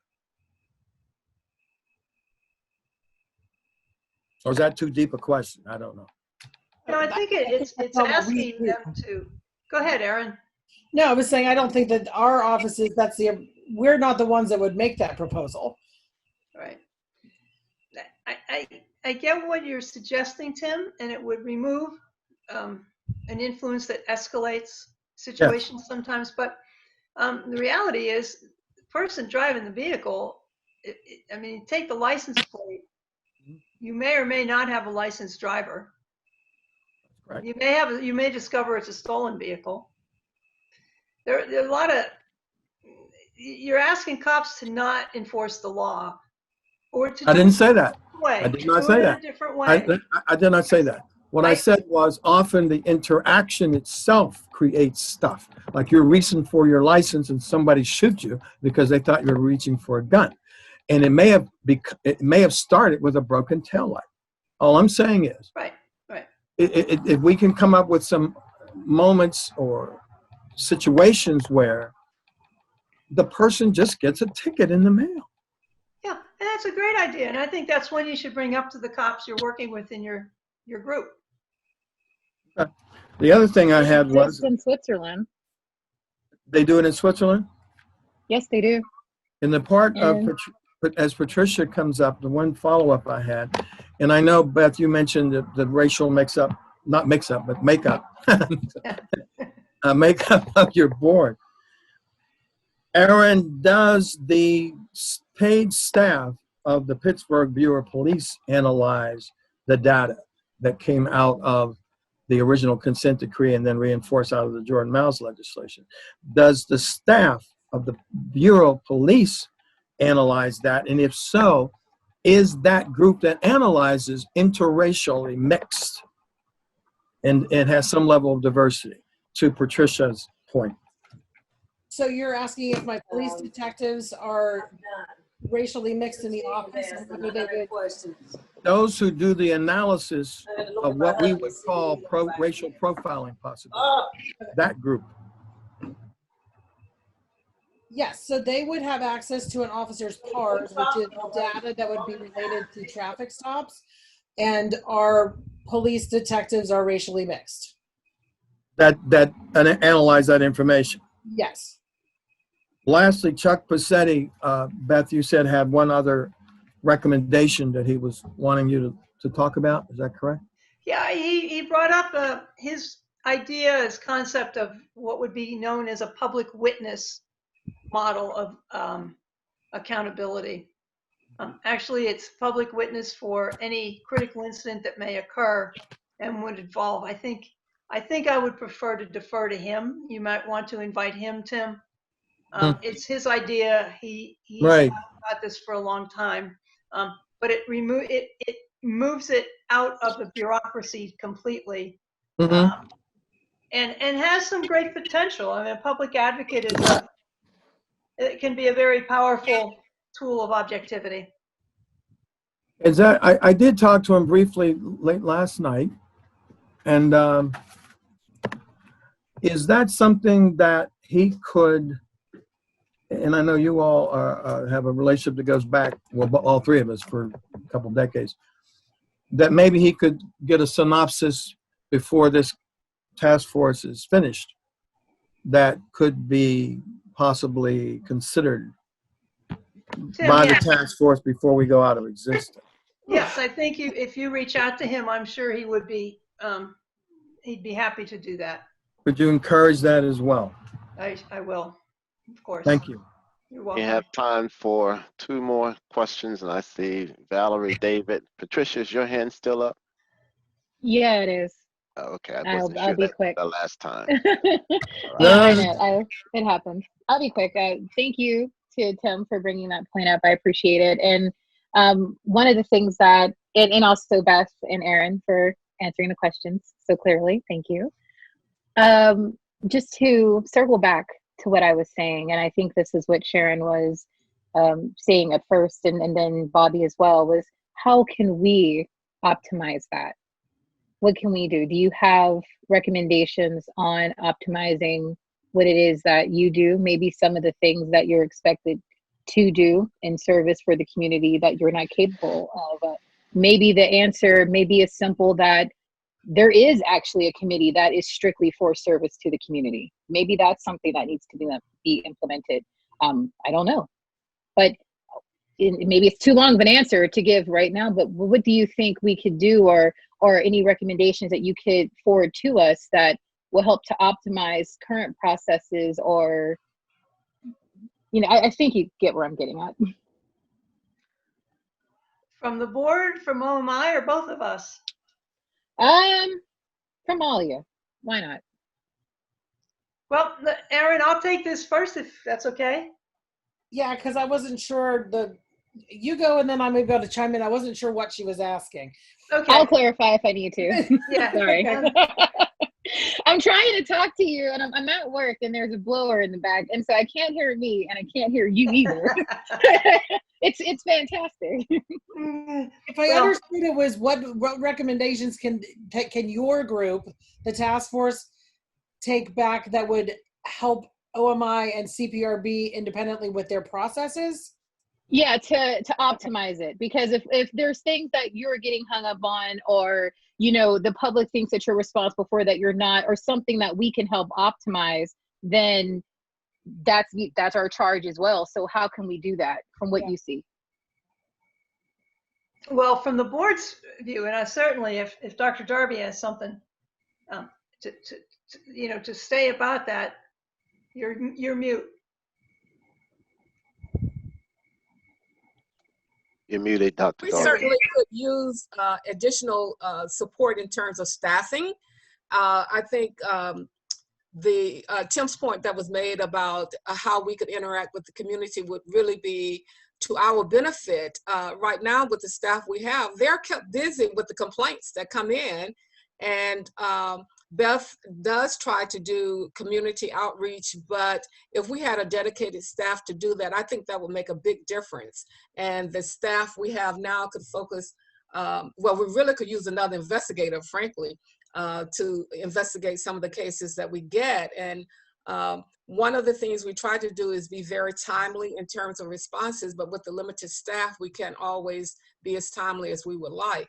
But I think a recommendation from you to fully support the board as it is currently, plus to add funding that would allow for an investigator / community organizer, community outreach person would be beneficial to the board, and could do some of the things that have been done previously, but on a limited basis, simply because of time management and the human resources involved. Yeah, and thanks, Dr. Darby. We have undergone some significant staffing changes in the last couple of years too, where we had one person who was with us for 17 years, one person who was with us for 15 years, who left within a few months of each other, which was devastating to our organizational, rhythm, because that's hard to lose people of that service of that long. The proposal that is going to appear on the referendum question, we would ask that you endorse that. It does clearly state that all complaints related to police conduct will be received by the board. It also allows for the opportunity, and this is something that might go to what you're talking about, Patricia, or looking for, and Angela, about the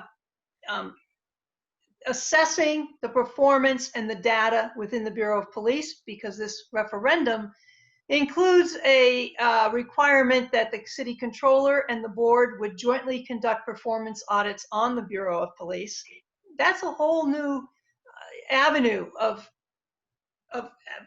access, maybe not necessarily direct power and control over something, but it creates a whole new avenue of influence and information and knowledge about what's happening there. Better to pick up patterns and practices that may be deleterious to the community. It also requires full participation of the Bureau of OMI and the Department of Public Safety to cooperate fully with the board's investigations. And if a police officer fails to cooperate and participate fully, that will be grounds for discharge. That's huge. It also extends protection to our board members so that they cannot be subjected to political whimsy and just removed because it doesn't please a mayor because of what they're doing or engaged in pursuing their mission. We went through that 10 years ago. And this promises in this referendum that a board member may only be removed with cause, and that cause being provided and agreed to by city council. Beth, I think you just brought up a PR piece for CPRB. Tim, If you could summarize that and send that out. Yep, happy to. The other would be to look at those recommendations we made about state statutes that need to change, that would enhance access to information for everybody, not just the board. But it would also establish a minimum standard for police accountability across the Commonwealth if every municipality was required to create and implement some form of police accountability, even if it's in regionalizing police departments. They already start with a board that could be evolved into a good civilian oversight. But that's important. Those state recommendations we had offered. And I think just anything that would support the mission of the board in recognition of that unique role that they serve. Thank you very much for that. Yeah, I would say on the OMI side, I think based on the questions that you are posing to me, like I know at one point OMI put together like an infomercial so that it could be broadcast on City Channel, and we never really finalized it, but I think that maybe some parts of it need to be tweaked to really go through what we might be expecting of the complainants once they have filed a complaint. I would say, obviously, if a complaint's filed against a city employee, we can compel them, we can force them to cooperate with that investigation. We can't necessarily do that with citizens, and I know it might be difficult, but there are times that they call in and they speak with an intake coordinator, and then as the investigators are going through, other issues come up that we need their assistance. And sometimes it's difficult to locate those complainants again, but also they get a little defensive when all we're trying to do is obtain more information. And if they understood that it's not, we're asking questions of them, but it's not necessarily that we're questioning them. It's just we are trying to get this full picture. And there's times that we need them to provide information and statements to us just as much as we need from our own employees. And so they need to actively participate in that investigation for it to be complete and thorough. Well, I really appreciate the passionate answers that y'all have given. And thank you so much. Sorry, Quentin, Dr. Bullock, I apologize. I just wanted to say thank you. No, you're fine. Thank you. We have passed our hour. I know Valerie and David have two pressing questions. If the task force is amenable to asking those questions, we will allow them. If not, we'll ask if they would send the questions to our guests to see if they would be willing to respond. I would just like to give you Richard's message that he had to get off the call early. He didn't have a chance to say that, and I'll waive my question. It was just to see if I could get an answer on more transparency, but I actually already had a chance to ask it. Thank you both for great presentations and answering questions tonight. Thank you. Valerie? Yeah, Dr. Book, I have some questions that kind of cut to the chase, and I don't know if they're sensitive or not, but I think it's for the good of the group. I'm a person, I have a complaint. Do I file with both OMI and CPRB? What is the difference? And I know OMI is for the entire city employee structure, and CPRB is strictly police. So what is the benefit of me filing a complaint to either one or the other or both? And tell me what type of scenario the outcome could be if I did. We're going to refer the complaints to one another. So if they complain to OMI and if they bring up the fact that they're going to go to the CPRB, a lot of time our intake coordinator, Laura, is going to say that, we're going to send it over to them anyway. A lot of people honestly are very confused about the fact that the two offices exist, because I know, so then Beth also, when her folks get a complaint, they send over the statement to us. And if one of our investigators follows up with a CPRB referral, they'll say, "Oh, I already sent you that paperwork. I already sent you the notarized document." And we're like, "Well, that's not us. That's the CPRB." So there is confusion citywide. We know it because we live it when we're referring things. So if someone declines to have, no one's really ever declined for us to refer to the CPRB. I don't know if Beth has had declinations on her end.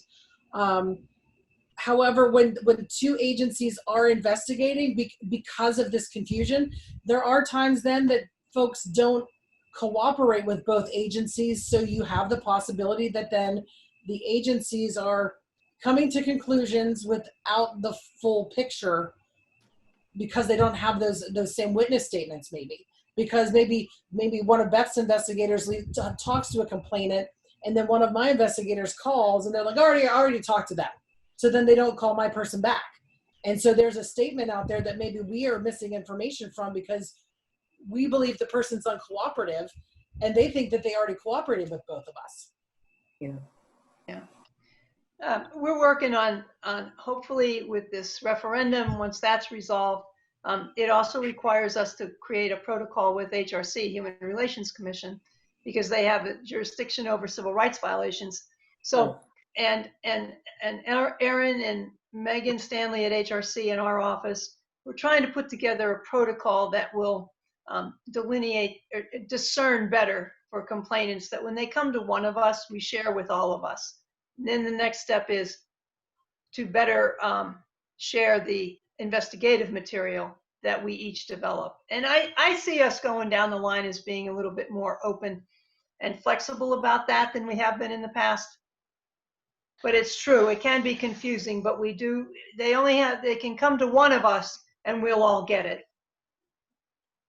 And how will that, as far as efficiencies, because again, recommendations will be made on how things are processed, how transparency is actually processed and accountability is processed.